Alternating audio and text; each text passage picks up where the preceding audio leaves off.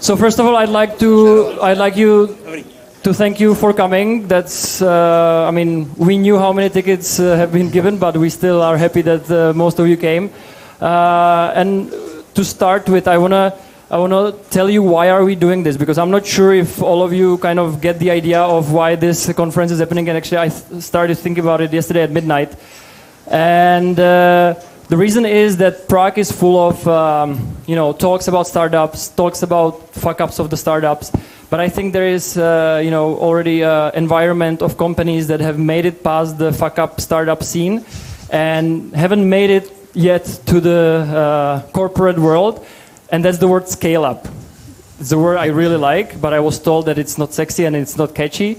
But I hope it will stick eventually. And I'm really happy that the TechUncovered, we hope it will eventually become a series, and I'm very happy that the first series is about scaling the tech teams, because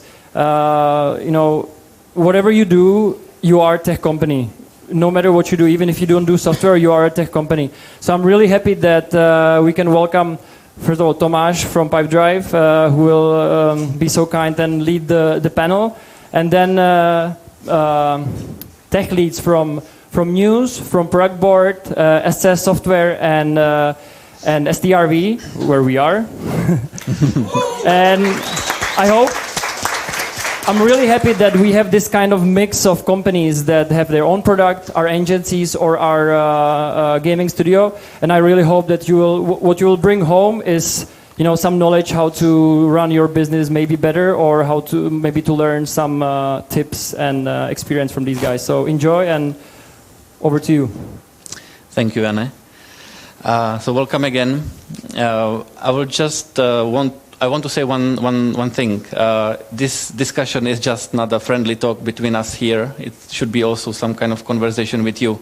There is Slido. You can ask questions on Slido. I'll be monitoring it during the evening and ask questions I like. If you really want to stand up and ask questions live, there is a microphone here. We can throw it to you, and you can ask questions.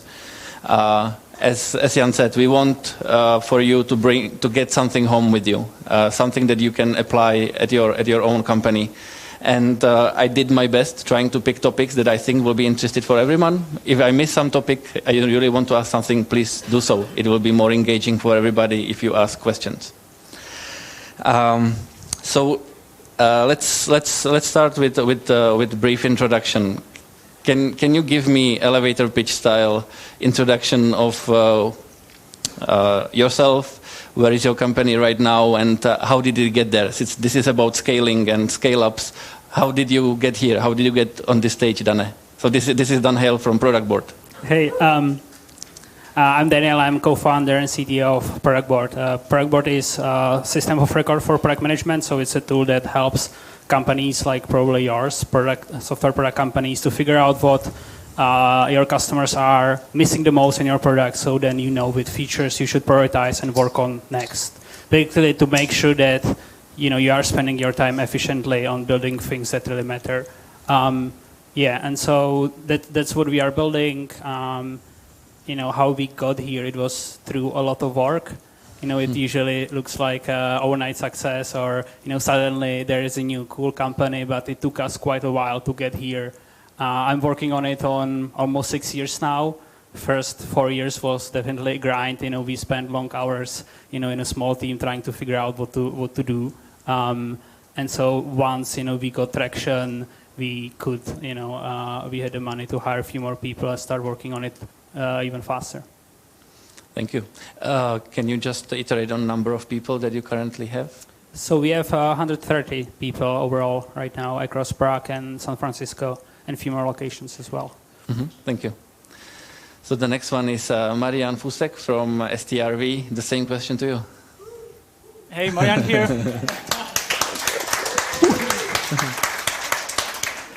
Yeah, half of the audience is STRV, so this will be intimidating throughout the night.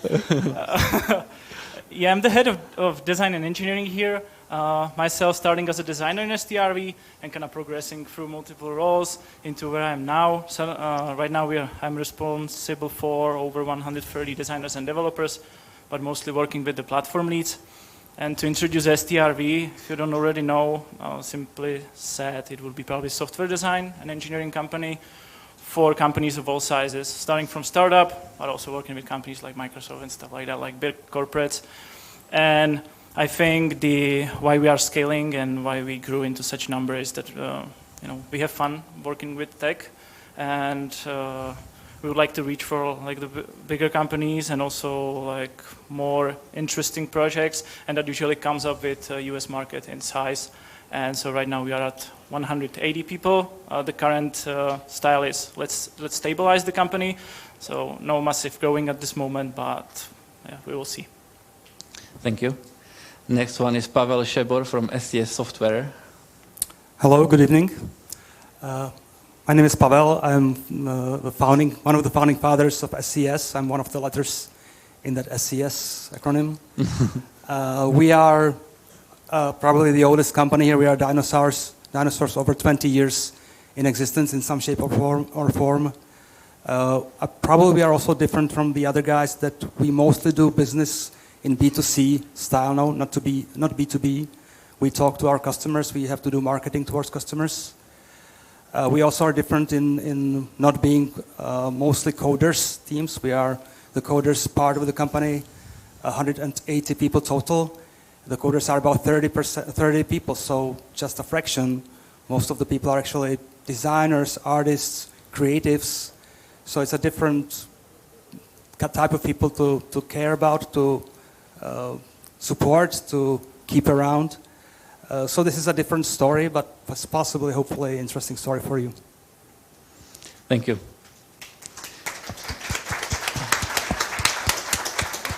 And the last one to introduce himself is Honza Široký from Mews Systems. Hi, I'm Honza from Mews. I brought some fans to have some applause as well. So, yeah, I've been in Mews for 8 years. That's kind of lifetime of the company. Now I'm employee number 1 because the other employee number 1 left. So I kind of gained the title of being employee number 1. I started as backend developer, and in like 2 years evolved into CTO, but you cannot like talk about CTO when there are 4 people in a room. It's weird. So only when there were enough developers under me, I could title myself CTO. We do systems for hotels, so that's basically B2B product that all employees in the hotels use. We also do products for the guests of the hotels, so that's like B2B2C. And then we do some fintech, let's say, so we provide online payments for the hotels as well. And the current size of the company is 430 people. In my team, last year we scaled from 20 people in tech to 75 people in tech. Then we have product department, which has another 45 people. So in R&D, we're around 110, 120 people. And the rest are basically like commercial offices around the world. So in the past year, we opened like Paris, Munich. We have London for some time, but like commercially, we're all around the world. Technically, in R&D, we're here in Prague. Okay, thank you. I think if you would do some statistic around Czech technical media and see number of mentions and quotes of different companies, the top companies would be represented here on this stage. So question to you, who will be the first Czech unicorn? I want to see raise of hands. Like, who thinks it will be? So, like, this is a tough question. It's it's about when we want to get the investment and where it makes sense, because theoretically, as soon as we get to like valuation where we think we might get it, it's good PR. But on the other hand, if we can and wait longer and get like less dilution, and so it's not only about race to become unicorn. It's also about ownership of the company and keeping as much shares as possible. But definitely, like being the first one would be great. I think we really optimize on the impact we have as a company and solving the problem. So we don't really care about who's first. I think Mews they are doing a great job. So I would be happy for them. I would be happy for us. I don't really care. So since you have the microphone, Dane, you were the last one from this group to raise money. $45 million to be exact, if I remember correctly. What are you going to do with it? I mean, you specifically as a CTO with your engineering team. So first, for engineering, that goes first for people. So we want to hire the best talent, best people out there, not necessarily just in the Czech area, but in the world. So for us to be able to hire people from top companies in Silicon Valley as well, so we have their experience and their knowledge, and we can be faster that way. And then second is to be able to do more bold bets. Invest into machine learning, for example, even though we know that it will require maybe longer time for research and figuring out how to get some customer value from that. Still, we'll have the chance to try. And the third is to have early, long runway, so we don't have to care about money and another fundraising soon. I will probably ask later, how are you going to measure it and how are you going to be sure a year from now that you spend the money well, but I'll keep that question for now. Honza, you were in this position maybe a year ago. I'm not sure exactly about the timing. Do you already have some reflection on how did the investment go? How did you use it? There were basically two goals for the investment, and one was expansion to USA and growing all the commercial offices to get them up to speed, and the second half was for the R&D to grow them, hire more people. So there it's same as done, but we're at the moment not looking to open multiple offices. For example, in Silicon Valley, we're still staying in Prague. Even though we have like one small development team in Australia and one in Denmark now, but those are rather like exceptions from the rule. Mm-hmm. And Pavel, I think for these young companies compared to yours, the strategy and the scale is quite clear. How they just want to grow and in all shapes and forms. What's the growth strategy for you now? I guess we are a different generation completely. All I hear is what's your valuation, stuff like that. We are basically sort of self-employed as the owners. We still come to work every day, even after 20 years. And for us, the success is in the product. So this is our baby. So I think I care more. I feel like a servant of the product more than what's our valuation, when was the exit strategy. So I think we are weird here, sort of. We don't chase capital, we just chase some kind of internal quality of life, or how to put it. So not a good, probably, example for you driving success by standard metrics. Sorry. don't excuse. It's a good answer. Marián, I have a little bit different question for you, which I will get to the others as well with. You have been, although you are also quite young company, you have a lot of experience with hiring on the Czech market. How has hiring technical design, product talent changed over the years you are watching it? Just a moment, I need to think about it. I think the recent trend, and what I think all of our companies when hiring engineers need to realize, is that it's still a mass market and people can be very picky. And the growth of the company is really just to show how that person can kind of internalize with how the company works. I think it's no longer about, hey, there is a job opportunity. It's more about just, so you have so many options. How can you really utilize your full potential? And what I see lately is that we are more and more often having conversation about, so who are you actually trying to be as a developer, what you want to achieve, and how can STRV help you? Or why did you even pick us? Because there are certain patterns between people, and that they are kind of telling us through applying to STRV. Something cool? Is it new tech? Is it young company? And we kind of try to match it. And the trend is just, it gets very granular with people, and no like mass hiring, but really just you especially, how can we make something meaningful for you here? Dane, I don't think you have the luxury to have slow hiring now. So how does hiring at scale work out for you? What kind of trends do you see during the last 2 years maybe? So trends, one is, I think we have quite good like great engineering talent in Czech Republic, because you can learn how to be a great engineer even though you are working on something that's not maybe doesn't have global ambitions, isn't maybe even a product company.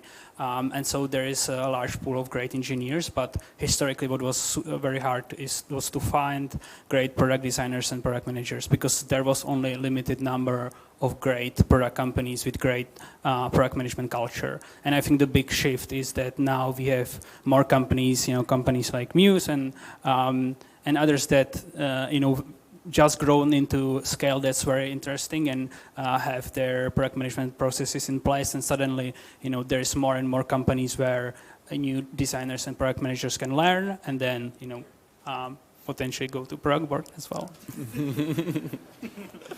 I like it. It's getting sparkly already.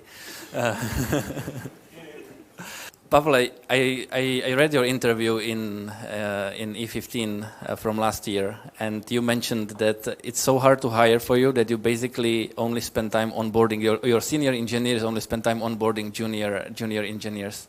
How do you do that if you have so much experience with it? How do you onboard junior engineers? Well, again, this is not just engineers. This is a wide variety of artistic people too. Actually, mostly. The thing is, we have been frozen in time for like over a decade. We have been a really tiny team, like 12 people, and you get used to it. And before you know it, when you need to grow, when you have the opportunity to grow, you always think it's kind of organic growth, 1 or 2 people, it gets lost. Before you know it, you double the company a couple of times in a row, in a year, and it's no longer organic. And if you fail to spot it's no longer organic, that you need to take active measures, it's too late already. So it happened to us, of course. I always thought we are growing organically. We were not. But for us, the hiring is specific because we're making games. So it's a career choice for people. They are not doing a banking application one day and going into games next and back. It's specific people. It's special people that we are looking for. So our pool is very limited. Here in Prague or in Czech Republic, it's quite a limited pool, and the companies are growing, all of them. Competitors from abroad are coming, starting studios here. So it's tense, but actually we are mostly losing people if you do, and as you get older as a company, you depend on your old people or senior people very much. If you lose them, it's painful. If you lose them, it's nice to see them to start a new thing. But you need to hire the kids instead of them, and then it gets interesting. So, what do you do to to maximize the chance that those kids will become effective developers? Well, really, you need to dedicate your good people to talk best practices, worst practices, and I think we should be doing more, as everybody is always thinking we should be doing more. There's never enough people in the soft skills area, like really people helping with onboarding. A lot of us is just developers, and there's not enough, in our case, of the kind of management, help, HR. We have grown quickly without realizing it, and now we're paying the price, and you will too, eventually. Because with growth is easy. It's the stability that's hard to keep. So again, we have a product that's live, has been live for like 10 years. We have to do product updates regularly for the customers, and in the meantime we have to push the tech forward, just like everybody, but in the middle of it, teaching the kids to be a part of like the culture, it's like never-ending story. It's hard. I like how you keep calling them kids. I'm sure they love it as well. Sorry, I'll be turning 50 next year, so it's a sad story. Honza, I heard from your team that you are onboarding as much as 6 developers every month. Yes, we do. That's huge. How do you do that? What kind of new joiner experience you wish to have, for them to have, and what do you do to make it happen? So I will maybe start with what we do. So I think kind of changing in the hiring because last year I was supposed to hire like a lot of them, and like one important thing for us was to actually define like our style, who we are as Mews, and kind of differentiate a bit from the other companies, because we don't want to hire everybody. We have some culture, so we wanted to define what's like specific to Mews, and identify. You might be good for Productboard, you will not fit into Mews, and vice versa as well. So, we're not targeting game developers, so there's no conflict of interest. For example, with the backend, we actually are pretty lucky that we have backend in C#, which is kind of a little bit like enterprise technology. So here we're not competing with startups, because most of the startups have backend in like Ruby on Rails, Node.js, or something like that. So here we're actually competing more with like corporations and banks like Barclays or even Microsoft here in Prague, a lot of developers. So there we can offer something that they don't find in the corporations. So it was defining the style and then kind of doing as much as possible within that style. So I would say we defined ourselves kind of like a little bit scientific, because we have a lot of Matfis alumni and students, so kind of that's engraved in our culture. And so we're having partnerships with universities, having diploma thesis given to the students to work for us for some money and do diploma thesis for us. So basically we're trying to capture the talent, even before they leave school, so during they enter school. Mm-hmm. And regarding the onboarding, that was basically iterative process and just like developing a product. It started with someone joining and finding 2 boxes, one with chair, one with computer and table, and that was it. And over the time, we like every month, we do like catch-ups with the new starters after a while and ask like what was bad, what could be done wrong, and like iteratively improve on it every month. So now we hired Gabcha, who works together with Jan as like internal community manager. So she's responsible for that, and she's trying to make it as good as possible for the new starters. So, that they get email 2 weeks before that, telling them this will be your buddy, this will be your manager, this will be the team you will be joining, this will happen. Do you want us to build your computer, or do you want to unbox it? Because there are some people who like to do unboxing, so we don't want to spoil the experience for them. And all those little touches, prepare some merch, because everybody loves merch, and yeah. I like the unboxing part. So how would you define your culture? What are you looking for? What is so different than Productboard culture? I don't know specifically what's different. But basically, for me, it's kind of like a little bit to the scientific part. In terms of programming, we're focusing ourselves, let's say, functional programming and this direction. So, and there you can get really scientific. So if someone is interested like into, like, I don't know how to say, the deeper stuff, like theoretically, that's like one area. Mm-hmm. And we try to reflect it in like the meetups or the events we are organizing, that we talk about, functional programming in C#, functional programming in JavaScript. So that's like one example of like the direction we chose, that like there's no one else on the market focusing on this. So let's try us be the ones who will be leading this direction. But I think other companies have their ways as well. So, STRV, we're sitting here. That's already an example, like what they're doing basically for the hiring, that they have great space. Everybody wants to have conferences here. So that's another like type or part of the, style that they're doing. Yes, we are all very happy to help STRV with hiring. You're welcome. Marián, when you described your new employer onboarding, I really liked it. It's different. It's very laid back. Do you want to iterate how a new joiner's first day, week, month looks like? Before I say how we actually do it, I think it's nice to say to the audience that it's always super important to think of how many times it actually happened in the life of a human to change work and start somewhere. And when thinking of how we can onboard somebody, it's always like, okay, so we need to be really careful. This is a very significant moment in somebody else's life. And it's personal. Again, everything I will be saying tonight, it's like we want to get super personal with people. So again, this is like knowing the person and making it everything right. So even when we go through the interview, where they are kind of saying like what will be the processes that will lead to the very first day. And then the very first day, you start very easy. You meet people around the office. You are shown where you're going to be seated. The way how we distribute the devices, I don't really know. I think we have a beautiful package or something like that the person opens and there is all the stuff. And then we kind of slowly, not invasively, try to onboard everybody in terms of first they better learn something about the history of the company and what we stand for.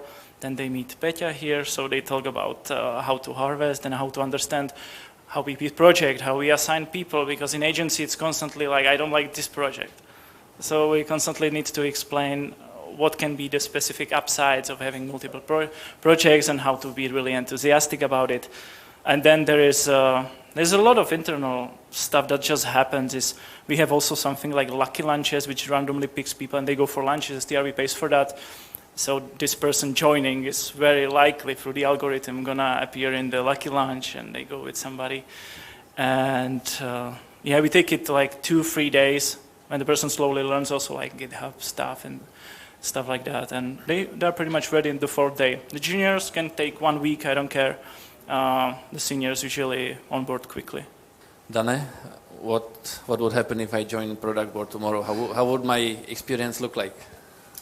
I think it would be actually very similar to STRV. I agree that it needs to be personal, and it's interesting if you think about your first day at all the companies where you've worked before. You will probably remember that day, and so we are trying to make sure that this day is perfect as well. And there is welcome package. There are people that will show you around, and there is some prosecco in the evening usually, and all that. And I would add one more thing that I know at STRV you are doing as well, and that's really think about the period between the offer is signed and your first day, because usually that's not like tomorrow you are starting. We are in Czech Republic, there are notice periods, and usually it can be 2 months, even 3 months. So just being in touch with those people and inviting them for events so they can start socializing and start learning about the companies is important as well.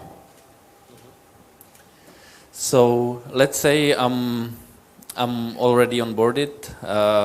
I'm doing my work. What's happening next? Have you had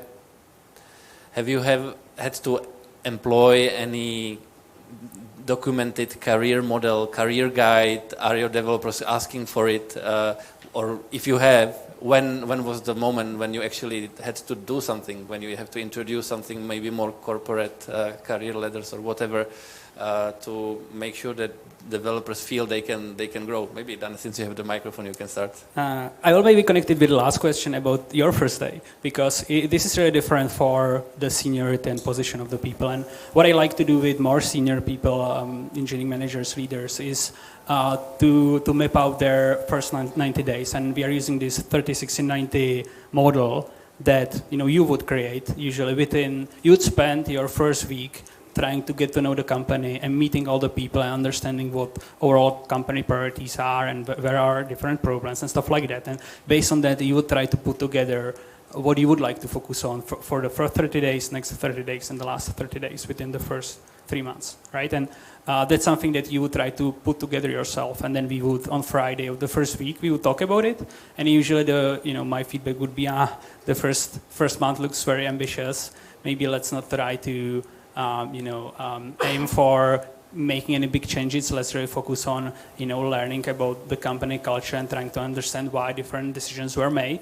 And so it's kind of making sure that our expectations are aligned and we know, what the plan is.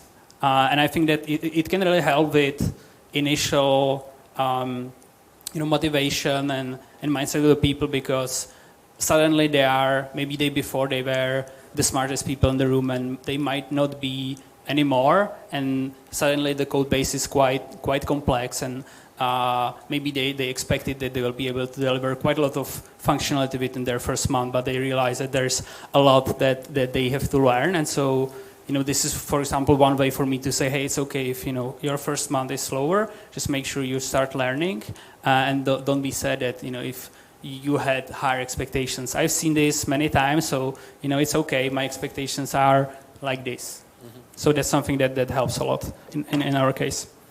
Okay, thank you. I'll get to the question, what do you do when all the upcoming months are slow as well?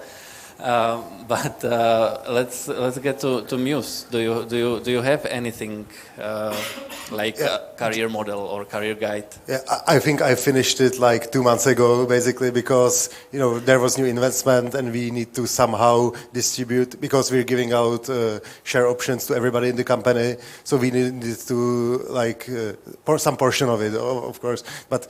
Basically, everybody who's in the company after the investment gets some shares. So we need to figure out, when it's 20, 50 people, it's easy to somehow do it. But when it's 400, it's more difficult. So we somehow had to figure out, how to do it, do some leveling and career tracks. That was like one reason. Another reason is some people were asking for it. And, I would say I'm not that great of a people manager. I'm more like a programmer that is now people manager out of necessity, or that I got there basically. So I took it as designing basically an RPG game. So that you kind of have some skills where you level up, and then you have your main track is in the RPG it's like warrior or magician, and the skills are different. So in our case the tracks are basically individual contributor, which is like a programmer who doesn't manage any people. Then the second track is technical leader. That's someone who's technically leading some other people, basically doing deep analysis with them before. They're no longer writing the code. They do analysis before and then some, let's say, review afterwards. But they're, technically leading multiple people of the same kind. Let's say backend development manager who leads technically 5 or 6 backend developers.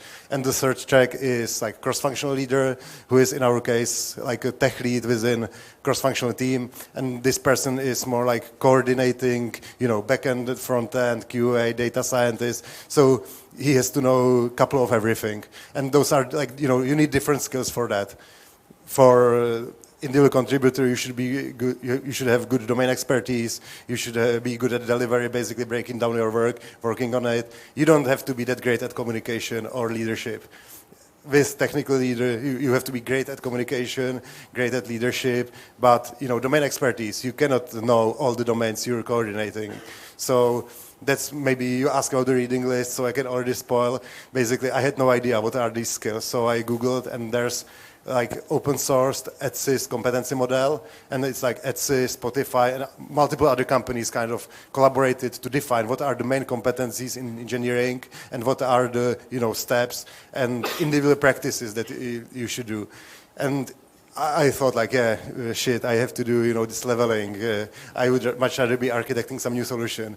But actually, after I did it, it kind of is great because we have a lot of junior managers, and this gives them guidelines, what they should talk about with their developers. Delivery. Can you break down your work?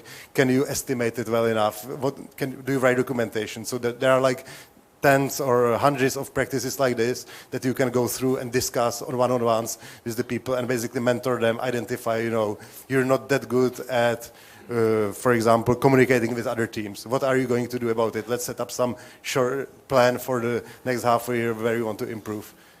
So for me, it was kind of, shit, I have to do this, but now I actually see the value of it, and it's actually good that we have it, because it helps not only the individual people, but the managers within the one-to-ones while talking to them. Can I quickly add? Yes, I just want to say that I'm really sad that you didn't stick to the RPG character names. They would have been so cool on contracts and LinkedIn profiles. I just wanted to say, if you want to learn more, go to progression.fii. I think that's the website you mentioned. No, this is on a GitHub, open source repository with just list of tables and some career ladder, but I didn't like the ladder, so I took only the competencies. Yeah. So Progression FII, that's basically a collection of 40 different career matrices, career ladders you can take inspiration from, and you can learn what different companies value in engineers. Does either of you aspire to make this public documentation and maybe end up on this Progression FYI website? Make it really public and very visible for everybody? The competency matrix, we just copied it, so there's no input from us. And the career tracks and the decision, what's important for each career track, that's something we built. Yeah, and I have it in my task list to write a blog post about it, so hopefully this year it will come. Okay, thank you. I'm not giving any deadlines, I'm a developer, so. Pavel, I think using RPG games reference is more for you and your company. So how are you doing there? I've heard the term for the first time in my life, career track.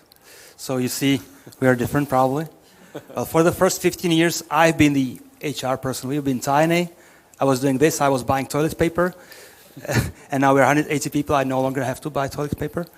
But basically, in our world, the ideal for the people is a small studio, family atmosphere, stuff like that. Not like strict career boxes that you put people into, but more like being flexible, being able to shift between areas. If you are tired of one area, you can shift to the other. That's at least the sweet ideal. It's not always possible. I guess people down in the front lines would not be agreeing with me that they can have this freedom. But the ideal thing is for our coders, for our engineers, to be able to pick their interesting domain of interest, devote a year or two to it, and then when they are tired, to move on to something else, from AI to graphics, from graphics to something else. So we are, I guess, again, a different animal. This may be good for people who are like free-spirited, but then again, it tends to get very disorganized sometimes because you lose priorities, you lose focus, you don't even know you lost focus. So we may be a warning example in that sense.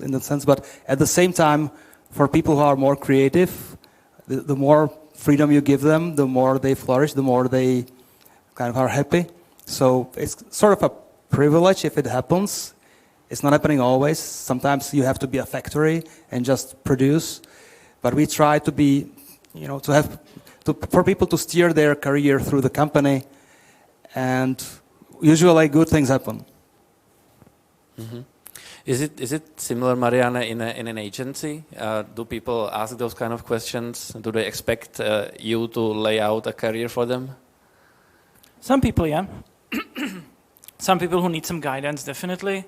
But I think we hire slightly different people. It's not just like the generic developer that you imagine that just sits behind the computer and is a very antisocial person, because we need people who are able to sell their work to the client daily and be really efficient in English and also be an expert in what they are doing. So that's kind of high demand. That's why we hire just 2%. And mostly these people, as they are overqualified like that, they know what they want to do. But many times the thinking of the specific developers and designers about the future can be kind of misguided by what the industry kind of dictates. You should be this top developer, you should be full stack and stuff like that. And we try to go one-on-one with them and ask, like, isn't it really just dictated? Is it really what you want to be? You appear to me more like a person, a specialist in one field, let's say, or eventually leading a team because you're very social and constantly seek social engagement and stuff like that. So, yeah, happens. Okay, so talking about career progression, where are some of your early employees? I know that all of you are early employees, but where are some of the others? Are they still with the company? Are they in a strong, deep technical roles? Are there managers now? Can you give me some examples? Can go on, because I got the mic. Let me give it to you. Everything, basically. Yeah. What I like really about STRV is it kind of has the Batya model. So all the leaders and managers are actually escalating from the original positions of designers and developers and from the delivery team. So basically, I think in the current C-level or even like the regular team leads management, there is nobody that would be just externally hired and wouldn't actually grow through the absolute basics of this company. And yeah, many of them are seniors and don't want to pursue further, lead teams or anything like that. They just want to be expert in the field, working on the projects that they simply enjoy. Many of us are managers already, and that's the progression, I choose. Some people just want to be on certain level and they're just fine there, and perhaps they focus on different things in their life, and that's just okay. But it's like spread all across. Mm-hmm. How is it in Productboard? I think it's similar in a sense that there needs to be way for people to grow in different ways, right? Somebody wants to lead a team, somebody wants to focus on purely technical things, somebody wants to make a lateral move and maybe go from front end to infrastructure. Maybe very different is that not every our manager and leader is grown from within. I think it's a good idea is to mix it and sometimes hire somebody from outside, because in this way you are getting some outside experience as well, so you don't have to figure out everything on your own and basically reinvent the wheel on your own. Okay, thank you. Maybe I can continue. Our first wave of hiring was in 1998. Most of you were not around alive. Out of those, we went from 3 people to 8. That's the size. Out of those 5 new hires, which were not the owners, 4 of them are with the company now, but they have took some breaks. They've taken some breaks. They've spent 2 years, 4 years here and there. It's great when they come back and they stay around. So don't burn bridges. That's the important lesson. It's great if people come back and bring extra experience from the outside. At the same time, all 4 of them are still very senior, but still not wanting to be managers. They want to be developers. They want to leave some wake in their movement from the creative side. So I would say we try to elevate people from inside into management roles or into lead roles, because usually we have kind of had problems having people coming from the outside to lead or to tell us what to do. But it's always difficult because we have a lot of creatives, and pushing them into management roles just doesn't work. Sometimes it does, but often these people are unhappy becoming bureaucrats from the development side, switching to the dark side. So we have some sad stories of people getting burnt out on being super responsible for the quality of the product, for the quality of the team, volunteering and self-sacrificing. But I guess we should hire more from the outside, but we still try to do it ourselves. The best for us is we can hire fans of our product, of our games, and these are super loyal, super obsessed even about the quality of the product, and they make great hires. They stick around, but for us, elevating people to senior or to leading roles is not that easy. It's a specific domain where you don't have that many people to hire from. So we have to battle it. We have to try hard to educate people, to bring people to counsel our seniors to really become managers. So educate people, we are not able ourselves, I'm not able to educate them, but we have to bring people from the outside to at least educate our people on people management, on time management skills, stuff like that. How about you, Honza? How many other well-made managers like you? I think currently all of them from the early ones are heads of division, so head of backend, head of frontend, head of data science. That's like the 0th generation, and then the 1st generation. Most of them are now either tech leads or team leads or technical leads. So some of them were more going towards the technical stuff. Some of them more like the organizational and want to be involved more in the product as well. So yeah, but on the other hand, I see definitely Dan's point in hiring from outside. So I was hiring VP of engineering from outside because I want someone to tell us you are doing this bad. Because the stuff we know we're doing bad, we're already working on to improve. But the stuff we don't know we're doing bad, that's the important part. So for that, I was hiring VP of engineering, and also one of the founding developers, basically, who's now head of backend. We had a discussion. He's like, yeah, for me, this is too much. I want to slow down, which means that now I'm hiring head of backend as well, also from outside, because on this scale, I the required experience for me is you need to have experience with global SaaS, 24/7, high availability product, and we have people in the team who has experience, but from Mews, not from other place. So for this important role, I basically want someone who will elevate us in this sense. Yeah, but it's a mix, and the people who are on the kind of head of division level are now getting executive coaches. I'm getting executive coach, so we're basically all learning how to be leaders or managers of bigger divisions. Yeah, so for me, with the coach, they're repeating me every other week. You need to be more patient. You need to be more human. You're just a robot. Managing people is something else than managing program. So that's, for example, what I'm learning there. That that's the weak part of me. But in the end, even for me, like CTO position is something that changes over the time and over the scale of the company. And when we get 2,000 developers, it might not be for me because it will require me to just only focus, let's say, on the business, on meeting with the most important customers, and that's not something I would want to pursue in a super long term. So there will be time, I guess, for everybody to step off if it's needed for the company. Mm-hmm. I'm glad that this is the only event from a series, so I hope they will have time some other time to discuss your individual journeys, how your roles have evolved, even as a CTO. Like how does the definition of a CTO role evolved over the time? So in my head, this discussion can be split into two phases. The first one is about scaling hiring, scaling the team, and the second half will be about making those people you hire actually stay and contribute to the success of the company. So as we are going closer to the end of the first part, I want you to think about questions that you have about hiring, scaling, that you didn't hear answers to. We will do one last round, and after that I will ask you questions from the audience. So think about it. And with the last round, probably kind of the juiciest or the most tabooized is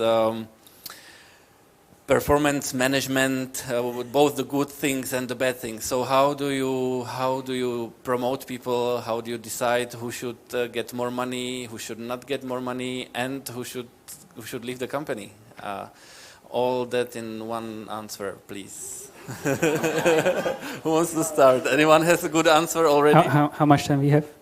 Yeah, you can go ahead. Yeah, I can start with the salaries. Basically, the way how we are structuring them is that they're not open, but I'm doing them in a way that if they would leak, I would be okay with everybody in the room, and I could explain that. So for me, that's the important. People don't see it, but if they would leak out, I would have a good night's sleep because I wouldn't be worried that that they would be why this junior has twice the salary as me. So that's regarding the salaries, and with the career tracks, leveling, etc. There will become some salary bands, but that's going forward. And with the performance management, I guess that was one of the tough lessons, to basically let people go if it doesn't work out. So there's this saying like hire fast, fire faster. So especially in the growth stage. But yeah, I get it. It's a difficult part. It's not easy. But actually, in the end, it's better if you end it because the person will be happier in the end. We will be happier in the end. The team where the person sits will be happier, and it just wasn't fit. So instead of giving third and fourth chances, that's one lesson for me that I would be giving more chances. But having orange flags already means we should probably rather end it. Makes sense. Who wants to go next?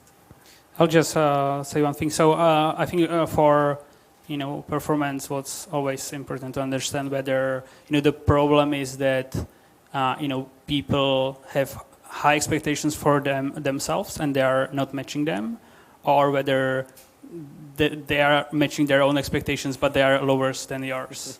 And I think the first case is far more common and quite easy to work with. And so I usually ask people how they feel about their own productivity. And even, in cases I don't have any suspicion about performance problems, but in general, I think it's a great question to ask because, I might not even know how well they are doing because maybe I haven't reviewed any of their outputs, but just knowing how they feel about themselves is one of the most important things to focus on. And when they say, hey, I feel that I'm slow, then we can go deeper, and maybe there's something in the environment that slows them down because they are saying that because they've seen themselves perform better previously. And so it's just about debugging the situation. In other cases where, their expectations for themselves are so much lower than yours, of course, then that's the hard discussion Honza mentioned. Okay. Do you have any healthy churn number in your mind that is healthy for this stage of growth? How many people would leave you every month compared to how many people you hire? No. how many people would leave after reviews, let's say, or what was the question exactly? Well, churn is often defined how many people would leave you every month, but like percentage. So I don't know, but it's way different. Like we are talking here, the guys are sharing that if there is an underperformance, it's probably good to depart ways because then it does more harm and it's really hard to restart the engine. I don't really think underperformance is a thing that I victim in STRV. I don't know why, and now I feel grateful that we don't have to deal with that much.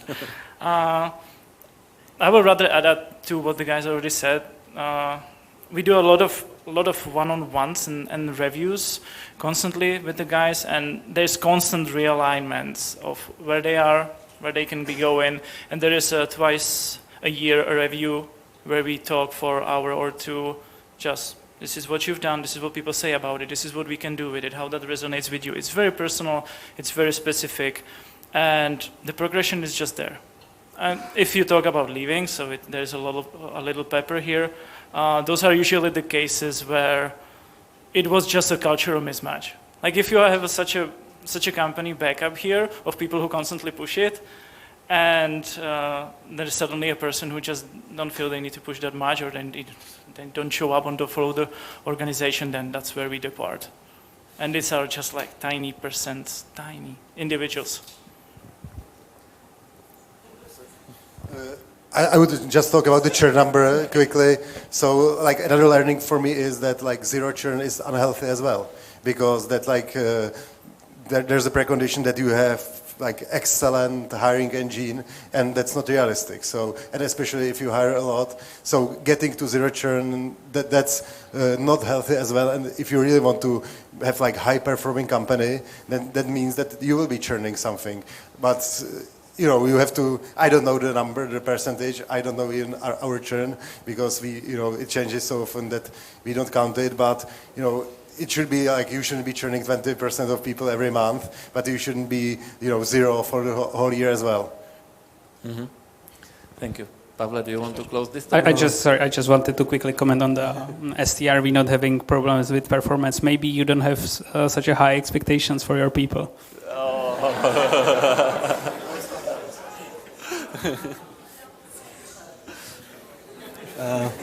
Okay, maybe some old guy perspective again. Well, up until the size of 40 or 50 people, it would be up to me to decide who is, getting a raise or what the performance is, whether it's right or not.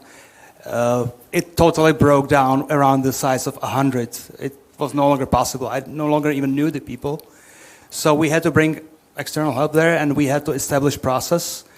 There was a lot of friction because the old guys, they are used to knock on my door. Actually, the door is open always for them, and then my head is the size of a balloon. But we had to establish a process there around the size of 100.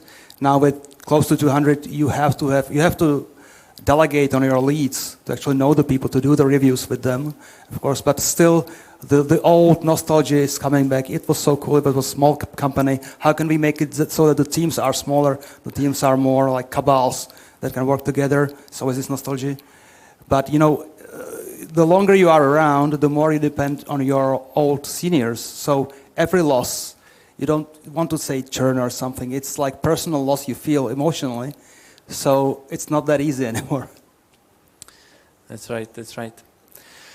So that concludes the first phase I was talking about. I'm gonna stretch and have a sip of water. Meanwhile, do you have any questions you want to ask right now? There are some questions there, so I don't know how to distribute the mics. You can also use my mic, but then you have to come here. We need a mic runner. Yeah, this one is working. Cool.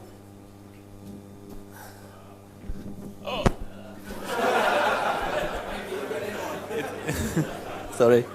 Boo, boo, 1, 2, 3. Okay. So first of all, thank you for sharing some insight. So I'm a software engineer, and I have a question about interviews. When you interview people for software engineering roles, what you use and what you don't use because you find it useful. So some companies, like let's say FANG, like Google, they do these like programming interviews with focus on like algorithms, data structures like heaps, hash maps. Like some companies give like a homework for 1 week, is like a real project like STRV. Some companies like test even like logic and mathematics. Some companies, I don't know, like test your like the specific language abilities. Like they let you read some code and find a bug here, what this does, and like what is the language specification. So like, what do you use and which one you don't use, and you find it like it's not useful at all. Thank you. I guess I will start.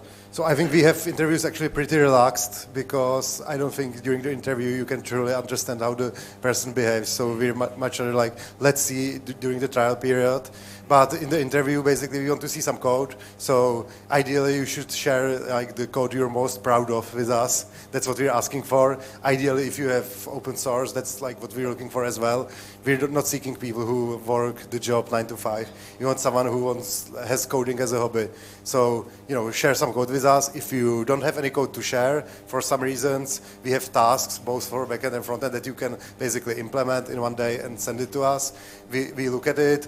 Kind of the team ranks it, or they will write down like how they like it, and then the interview is more like a conversation about what you did, what you're passionate about, what do you think are your strengths, and then we basically, based on the competencies I was talking about, we picked some interesting practices for different seniority levels. So, for juniors, we ask, can you break down your task? How do you do that? Maybe give us some example. For more senior people, the question can be, do you have experience with, leading diverse group of developers? So, yeah, but I would say in general, it's pretty relaxed. It's just conversation, and then we see like, if the things we're looking for are there, let's say the open source, having it as a hobby, interested in learning, basically our core values, if those are there, and then, yeah, we try it in practice. Well, we try to hire people who have programming as a hobby. It's actually weird when somebody comes and tells me that the only programming he ever did was at school, the assignments they got. It's weird for us, really weird. I've had it happen. We are the generation that would program like a hobby since the youngest age because it was cool, not because it was paid. So the language, programming language itself is not as important for us. We are totally happy to hire somebody who's only been through Java or something, but we push them eventually into C++. This is our, like the client for games typically has to be high performance, so it's C++ for us, or old school C++, not the new tricks. We have to struggle with new people coming from school, and they bring all the new tricks, all the new language constructs, which are actually, can be quite damaging for the quality of the code. So we have to keep them on a leash, sort of, to, slow down. You don't need to use the last tricks that's been just put into a norm of the language. So it's a struggle because we are, like, the project has been around for 20 years. It's like constant evolution of the same code base. So it's like Linux or something. It's like operating system. So people really have to have time to adjust, to learn around. And as for hiring itself, we do some algorithm or even coding, like snippets, that we ask people to write some samples, like at home, not at the interview process. We don't want to stress them out. And then it's quite telling how people document, how people split up the problem into smaller subproblems. So the senior programmers do that themselves. It's not like any external help. And it's quite an effort, but then they know full well that they are hiring the right people. Do you want to say what is Artist project? No? I think it's very similar to Mews. There's some coding challenge that they take home for 4 to 1 week, depends on the department. And then there is like 1 hour to 2 hour debugging with the team leads or the senior leads from our teams regarding the test project. And we talk in really how and what led them to make it that way. And then there are only just like social reviews, but it's basically the same like Mews. Ours is similar to STRV because when we are trying to figure out how to do this, we actually hired part of STRV recruiting team to give us training. So thanks for that.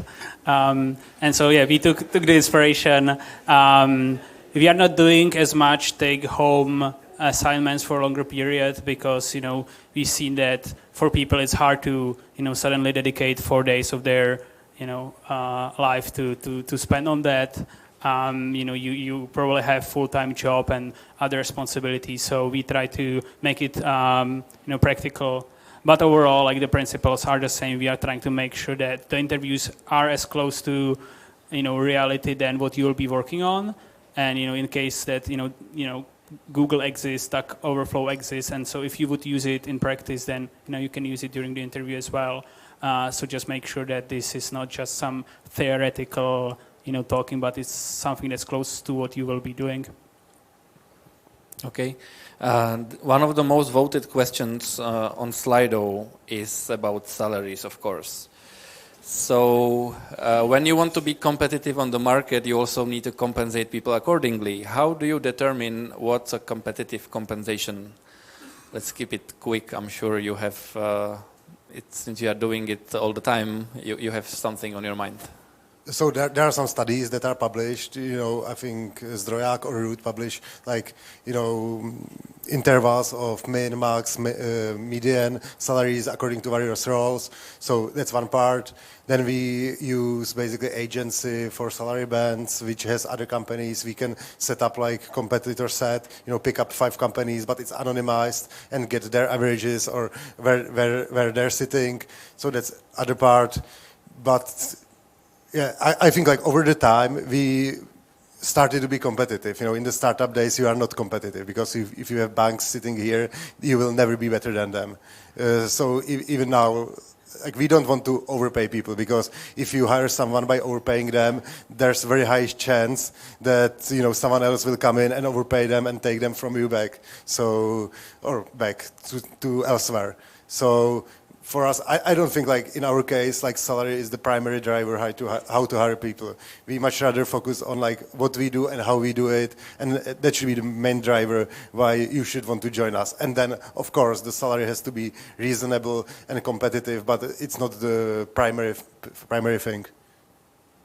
How about you, Dane, with this investment? Is it tempting to just offer some really good people you really want more money?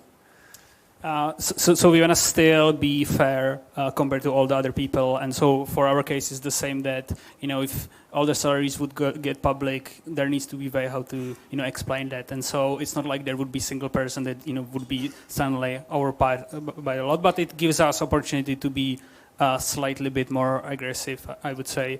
But as well, like we all have now probably quite a lot of data points to make those decisions. It's not hard to find salary bands of other companies. We know how well we are paying our current people. We know how much candidates are asking. So just putting that together gives us quite a good overview of the market. Mm-hmm. Pavle? Well, mostly I no longer do that. I used to do that. But still, I have to approve, of course. I totally agree that it should always be in a way that if it leaks out, people should understand the reasoning behind it. For us, for the early years again, back last century, this is a specific domain, so we may have been even underpaying people because they were so interested in making super cool things in graphics or games. These days, you don't want people to be sorry for choosing the career. You have to be competitive with the big successful guys out there. So that's what we try to do, more or less successfully, hopefully. But always make sure that you don't do some crazy experiment with overpaying some super talent, because it will screw your team eventually if it goes wrong. So treat people fairly. That's the key thing. Mm-hmm. Nothing much to add, really. It was all said. Okay, good. We'll save some time going forward. Any other last question? Maybe if you can pick just 1 or 2 people who you want to hear the most from, so we speed it up and we move on. I don't want to keep you here until 10. How many of you are founders? I didn't catch it. 1? 2? Okay. And how many of you are VC backed? 2. I'm wondering, like, because I come from a professional management background, I'm really curious. At what point in the evolution of your companies did you realize that you needed I'm like a professional manager to come in and sort of help iron out like processes and that sort of thing. Like we didn't have anybody like this coming in, so yeah, we were doing it kind of on our own, using common sense and reading about it. Now we have the coaches who are helping with that. Now I basically see I'm, not struggling, but weaker on the people management side. Therefore, with the size of the team, there was opportunity or need to hire VP of engineering because I cannot do everything. So for me, this was opportunity to like compensate for my lack of people management skills and hire someone who is really experienced in this area. So, yet we haven't hired anybody who will be. We hired him now, but he hasn't started yet. So we don't have any person in the past who will be coming in, at least into the R&D, I think, who would be coming in and ironing out the processes. It's us doing it, or the people who are there in the starts, learning from the mistakes and evolving on that. Yeah, but now in March or April, I will have the new VP starting, so we will see how that works out and what he can bring into the mix. Dane, I think you are the only other Can case. you clarify what you mean by professional manager? Like a Western-style MBA, somebody who's got experience running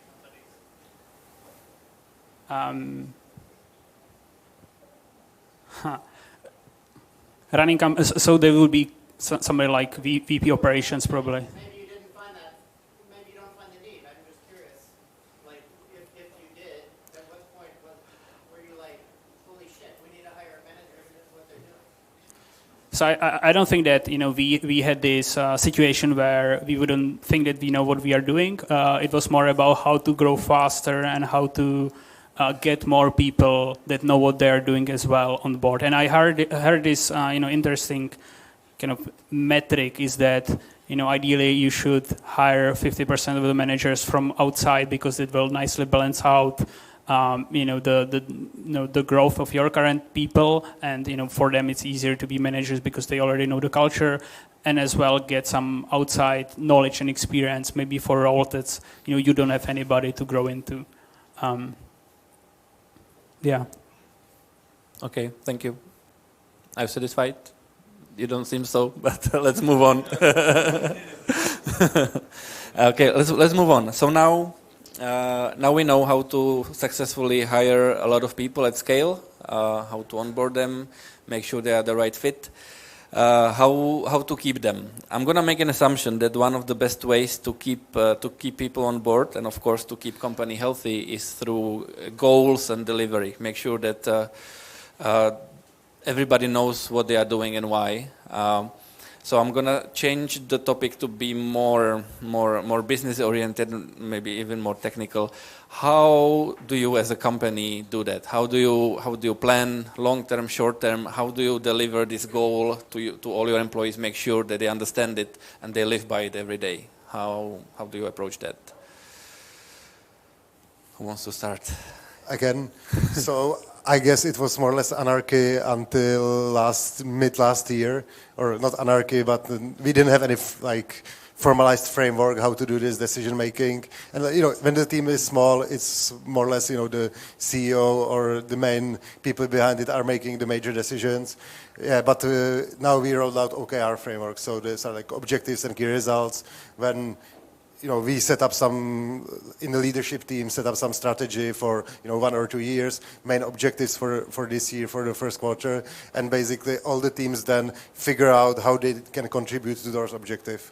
So yeah, I'm not like a teacher of OKRs, so I shouldn't be probably talking about it that much. It's new for me as well, so I'm learning it. But yeah, we do OKRs, so I guess the answer is Google what OKR is and what OKRs are, and you will get much better explanation than I'm able to give.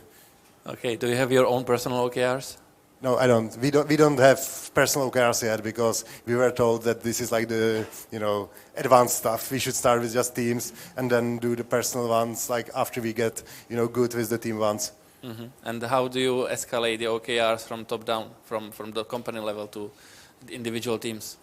Yeah, so we basically define like main 4 like objectives with some like sub-objectives, and then all the teams were supposed to look at this and decide, okay, my team, I'm not able to contribute to more revenue because I'm doing B2C product that has no money behind it. So, but I can contribute to this, like, I don't know, we have the pillars like growth, and it's around valuation, margin, that's one. The second one is about, we need to balance, basically we're in a legacy industry where we're competing with systems that have 10 years of development behind them. So competing with this is difficult because, every time when we get into bigger deals, there's feature matching going on. So we somehow need to balance this with differentiating from the others. So, some of us are buying us because we are bringing features that none of the legacy systems have. But as well, the bigger ones need some of the legacy. So those are the 2 objectives, kind of balancing out, I would say it's ugly word, feature matching or delivering something that's expected, but also delivering something that, nobody asks for. That's like the innovation. And then, the teams find out where they can contribute and pick their objectives based on that. Mm-hmm. Pavel, how do you set your goals and tell your team what they should do? Well, again, this is different domain than most of you. Actually, for us, a lot of what we do is content. It's not features. It's not necessarily progress on how the product behaves, but actually what's inside. And we need like 60 people just to portray virtual Spain, let's say, a project that we add new regions to the world.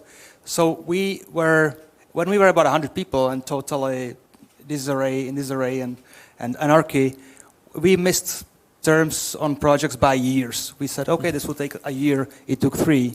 Now we got that side pretty much like locked. The production pipeline on content has been solidified. On the other hand, the more I look at the programmer's side, and I used to be a programmer, I see it more like research. You guys need time. You guys need the freedom to push the feature to its fullest, which is frustrating for everybody, of course. But that's how you approach it. You have a guy on AI for 8 years. He becomes a wizard, a magician who can finally see all the connections to everything. So we don't look at features like you code this and you move on. We see it more like you are comfortable in the domain, stick around and see what you can do. And for us, it somehow magically works. It doesn't really work for any product cycles so well. You have to choose which cycle you finally put the code into the code base from your branch. But with this freedom, good things happen sometimes. Sometimes you're frustrated because the art team doesn't get the right tools on time or stuff like that. So there's always friction. But we have to split the company basically into the content production side and the development side or the research even side, because a lot of the stuff that we are doing is just feeling around if it's going to work. Mm-hmm. How is it? I know it will be different in STRV, in an agency, but maybe you can iterate a little bit more on the overall how to keep people in and aligned with business needs. With business needs. That's again tricky because we are an agency and the business needs is that every developer gets utilized for the projects that come in, and there's no more magic around it, the magic we create around here. So does that answer? So do you, utilization is the magic word for you, I guess. Mm-hmm. Do you keep the developers themselves to watch their utilization, or how do you do it across the company? If they feel any pressure of us setting the goal and they kind of contributing to that, there's no other goals that we would want from developers outside of actually doing their work and doing that according to processes that we have. The utilization chart is open. We share it on screens everywhere. The performance of the team, which means basically of the company, is shared all across the walls. Here you probably could also see it on the toilet. We have the A4 there. So nothing specific. Okay. And how is it in Productboard? So I think number one most important thing for goal setting for me is that goals should be set by people that are responsible for reaching them, right? So it's not me setting goals for people. It's for them to come up, the definition they wanna, achieve, and then we talk about it and can say, hey, are you sure that that's the most impactful thing you could spend your time on, or maybe is it too ambitious? Is it not ambitious enough. We can have this discussion, but it should be something that they all set for themselves, either as a team or as a person. And the hard part is giving them enough context to be able to do this. So it's a lot about being transparent. Our people have access to all the data about customers, revenue, churn, what they're saying about our product, all of that. So it's a lot about communication across departments, across teams. And then, yes, there is some, we are using something similar to OKRs as well, where there is some overall company direction. And yes, me and Hubert, my co-founder, we are saying that, where we see the biggest opportunity. But at the end of the day, it's on the people to set goals for themselves. Mm-hmm. Do you somehow measure how people understand those goals? How they feel if they understand it? Some kind of surveys that you see to check if you are doing good work? So measuring is definitely important. I'm not sure if I'll be now answering your question, but for each goal needs to have measurable metrics, right? And it's again on the team to pick which ones they want to be using to track their progress, but that's definitely key part of successful goal setting. Mm-hmm. So regarding measuring of the alignment, this is more difficult than reaching the goal. But if you want to measure the alignment with the overall strategy, we actually use Office Vibe, which is like a tool that kind of measures temperature of all the people in the company in not temperature, like psychological temperature. Basically, what's your relationship with your manager? What's the relationship with your peers? And one part there is alignment, where basically it's anonymous and they answer there do you understand, the main vision of the company? Are you aligned with that? And various questions. And there we basically see if there are some, teams that don't feel aligned, and if there are some teams that feel aligned. But yeah, that's still like feelingology, because the person might think that they are aligned, but actually they are not aligned. So yeah, but at least it's something. Mm-hmm. Okay, makes sense. Related to goals. So you set up goals. You do your best effort to try to think predict the future. What are you able to achieve in some time frame, because goals are usually time oriented. How do you work with that then? With basically, I don't want to say the word deadlines, because they're not typically used in software development companies of our type. Maybe in STRV you have deadlines, but even if it's self-determined deadline, you set it up for yourself. It's often source of stress that you need to go there. So how do you approach basically planning of any engineering work, and how far ahead do you do those estimations and plannings? So I'll start it. For us, that has two parts. One is the direction setting. That's for quarter, but we don't really try to estimate which features will be delivered, because we don't know which features we'll be building yet. It's just the direction, and the team is trying to figure out which features will be the most impactful they should be working on. And in terms of planning, yes, we try to do that, usually 4 to 6 weeks ahead. Of course, it's normal if something slips. But I think setting deadlines and milestones is great, because one of the best ways how you can increase the velocity is figure out which things you can get away with not doing. Right, like which things you can stop doing, and there won't be any impact on the metrics you care about. And if you set a deadline and then you will see that you are not going to make it, then you need to prioritize hard. And usually those are the moments when you'll realize, okay, this thing actually doesn't matter, so let's scratch that and let's remove it from the scope. And so that's why I think, even though we don't need to do it, the teams usually set some goals and some deadlines for themselves. Mm-hmm. If you don't mind, I actually made the presumption that you don't need deadlines, but STRV may be the exception. So how do you deal with client-imposed deadlines? Building the product in time, you mean? Yes. How we deal with that? does that question actually tackle like how is the operation of product planning then in that sense, or is it related to the goals of the company?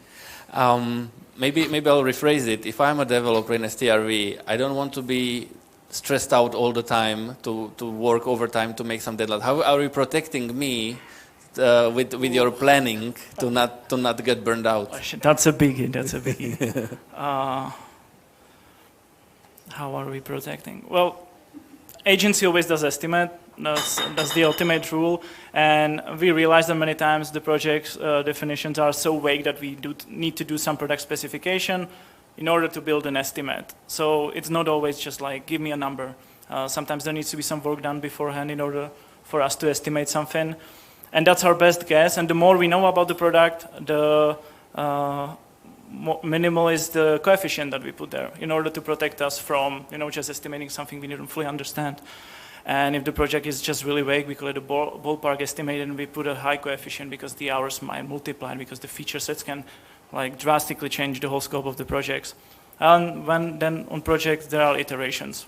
We check every month how we are doing with the plan, but the question of people not burning down the stuff, it needs to be constantly checked. It just needs to. And there are messages that I'm reading like, hey, dear client, we cannot make this in time. There is these specific options. We got this feature set, I know this MVP will be looking like this, or, we need more time.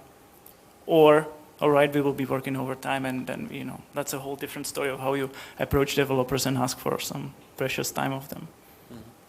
Pavel, you already partially answered that you actually let people finish whenever they are ready to finish. In a sense, yes, but actually, as we are B2C, we talk to our fans, customers.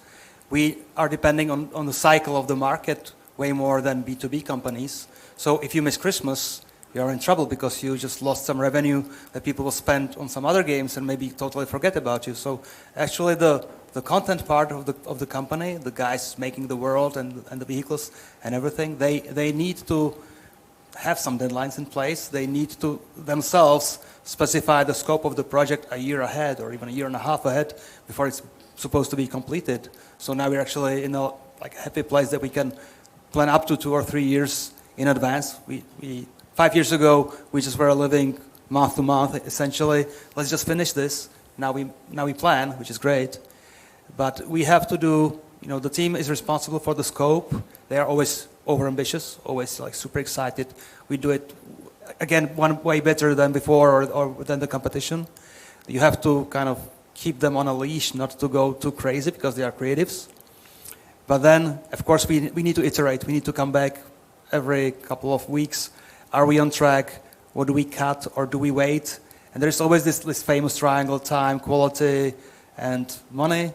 And I always say, the history will judge us by the quality, not the time. So we try to be flexible and push more for the quality. But if you do that, then the creatives will go all happy and creep forever with new features. So there has to be some discipline installed. But mostly you have to plan. Without planning, it's crazy. And you have to involve people in the planning. We fortunately do not, answer to any evil investors or anything like that. We only answer to ourselves, to our kind of internal judgment. But it's a cruel thing anyway. You have to, internally you have to make sure people are aligned with this and they are ready to make compromises eventually. Okay. Are your investors evil? No, I don't think they look too much into the development. Right now they're focused on commercial and how commercial is selling. So I'm happy. But regarding deadlines, I think we have something different than all the other companies here, that we actually have some super hard deadlines that basically, legislation enforces in some country, which if the system doesn't support for that hotels in that country, they can get fined. So in some areas of our product, we get, I guess, pretty hard deadlines. Even in the fintech platform, if there's PSD2 was the regulation last year, where it could have huge impact on our revenues if we wouldn't be prepared. So there are some areas that are hard deadlines, then there are areas where are softer deadlines. Those we try to eliminate, like promises to big clients. In the past we had to make them, to get the clients and to survive.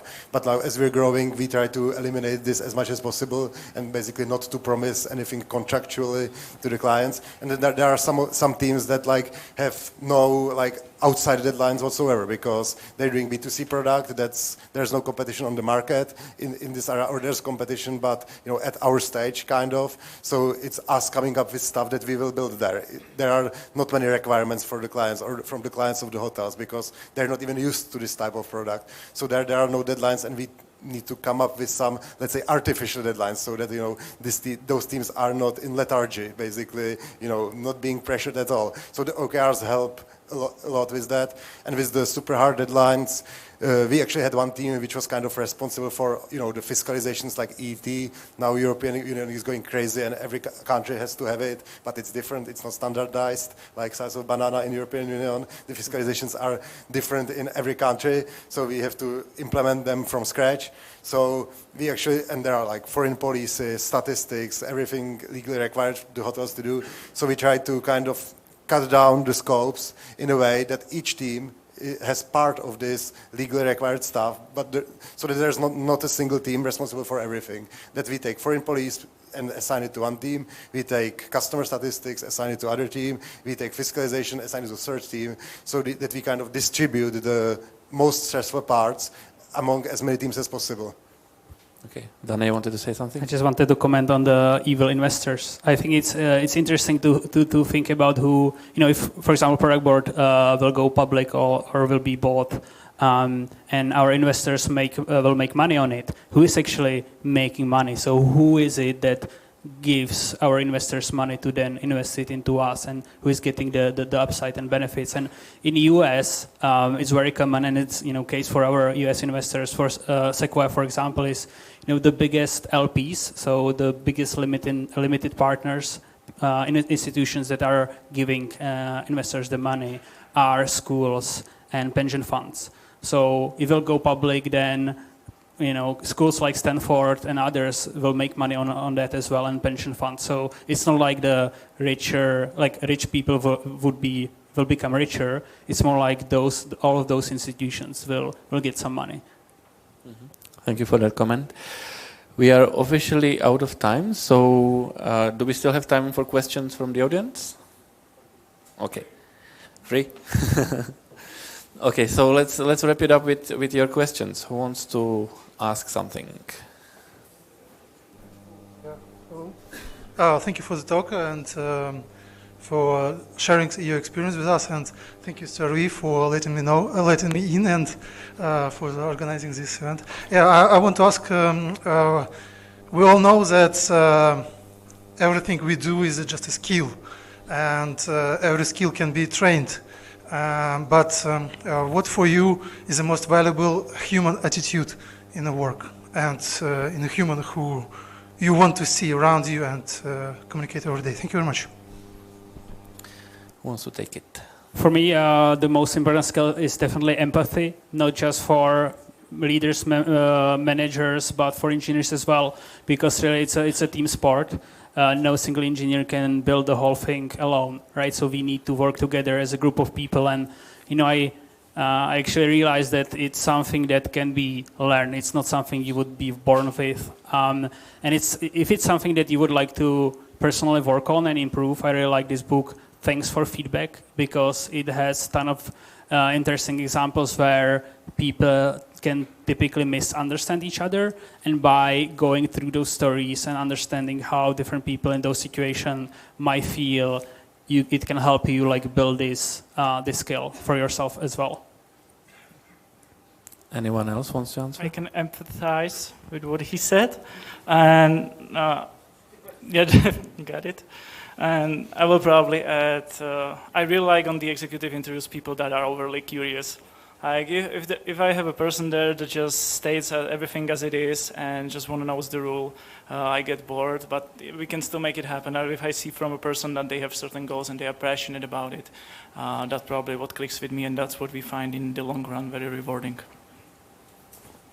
Okay. Well, I would agree. Empathy is great when it happens. I would say positive attitude is super important. And actually, as your company is aging, the chemistry is super important, because if you have these tribes that hate each other, that's bad. Happened before. But you need to try to make people, professional about it, make them happier, make them happy. So positive looking at things positively is important. I'm not always in that camp myself. I tend to be depressed, but I have to, put on a brave face and, know what I'm doing, at least pretend, because you need to overcome issues. They will come. They do come.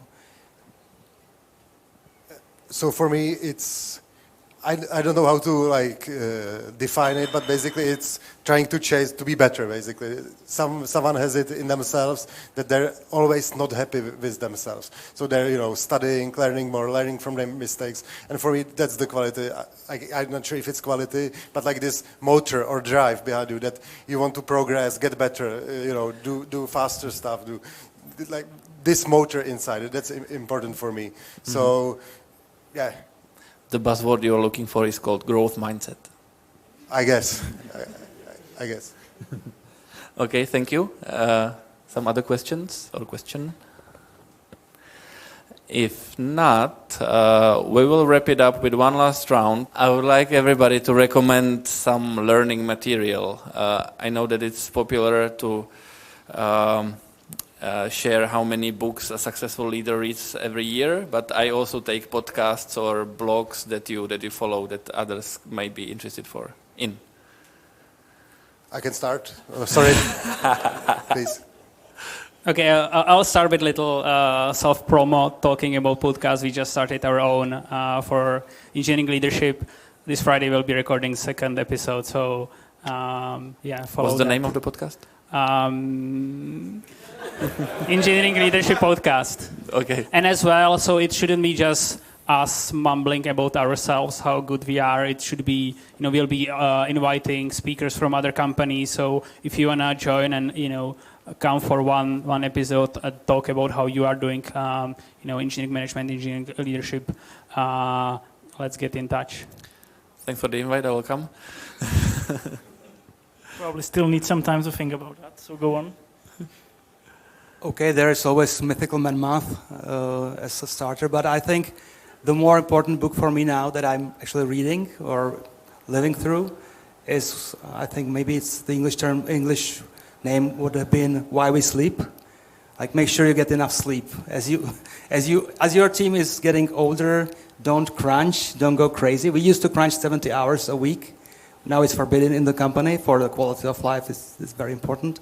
And also for the leadership, it's very important to be able to rest. I had a period when I wasn't able to rest because I was always mindset was always I'm working. You need to slow down from time to time. So, a book about sleep, not about processes or management or anything. Okay.